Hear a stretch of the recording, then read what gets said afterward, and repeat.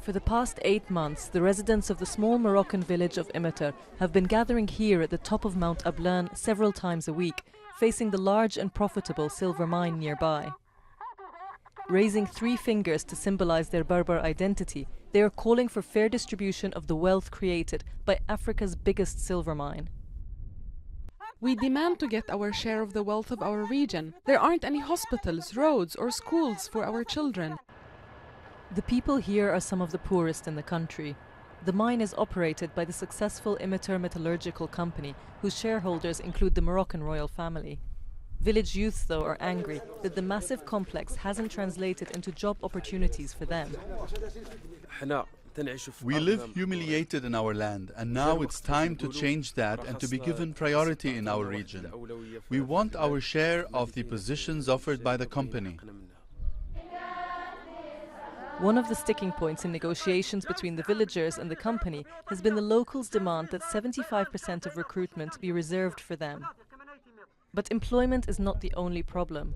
Locals also accuse the company of monopolizing the village's natural resources and causing a water shortage in the process. Even during the Great Drought of 1986, all regions suffered from water problems except Imiter.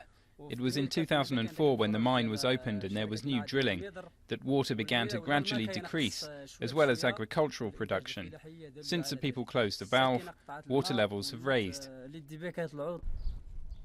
Farmers as well as the villagers have complained about declining groundwater levels and the pollution they say has been caused by the ore processing.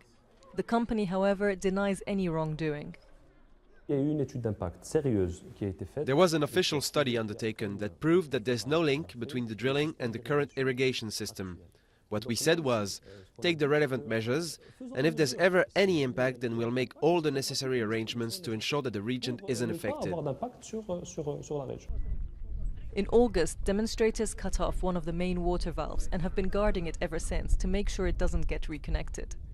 Since then, there have been more than a dozen rounds of negotiations, each time without success.